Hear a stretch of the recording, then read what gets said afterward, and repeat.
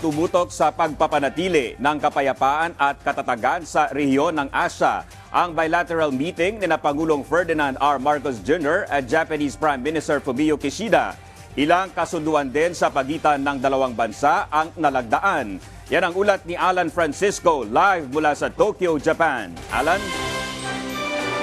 Konbanwa, Dominic, at sa ating mga kababayan dyan sa Pilipinas ay sa sidelines ng nagapatuloy na ASEAN-Japan Commemorative Summit dito yan sa Tokyo ay naganap na nga ang bilateral meeting ni Pangulong Ferdinand R. Marcos Jr. at Japanese Prime Minister Fumio Kishida dito sa Tokyo. Sa pag-uusap ni Pangulong Marcos at PM Kishida ay napag-usapan ang pagtutulungan ng dalawang bansa, partikular sa pagpapanatili ng stability at kapayapaan sa rehiyon.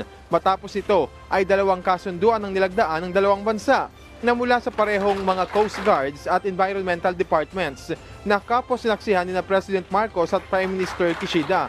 Positibo ang Pangulo sa tumataas sa pagtutulungan sa pagitan ng Pilipinas at Japan. Ang Pilipinas ang naging kauna-unahang recipient ng Japanese Official Security Assistance. Bago yan, Dominic, muling binigyang diin ni Pangulong Marcos ang posisyon ng Pilipinas sa mga isyong geopolitical sa Asia, kabilang na ang West Philippine Sea issue.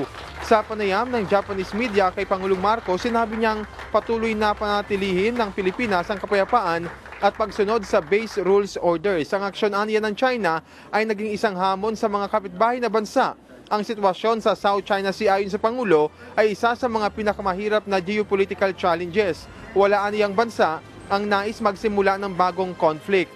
Hindi tumigil ang Pilipinas sa pagresolba sa issue ng West Philippine Sea para masimulan na rin ang bagong energy exploration projects. Ito'y bago pa maubos ang Malampaya gas field.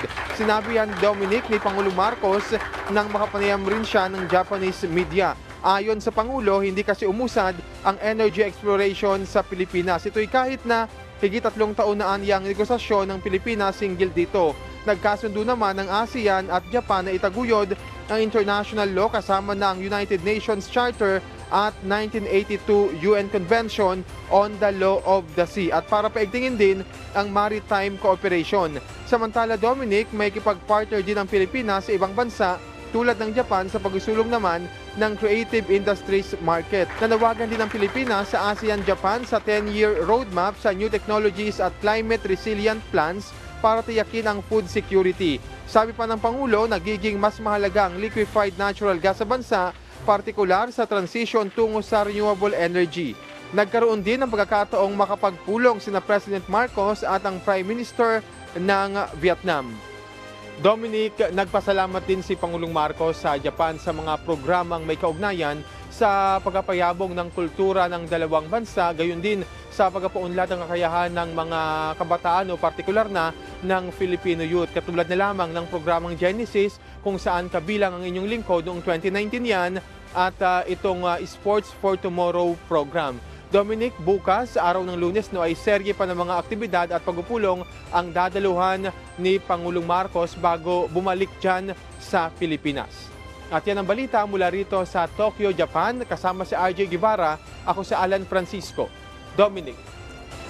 Alright, maraming salamat, Alan Francisco.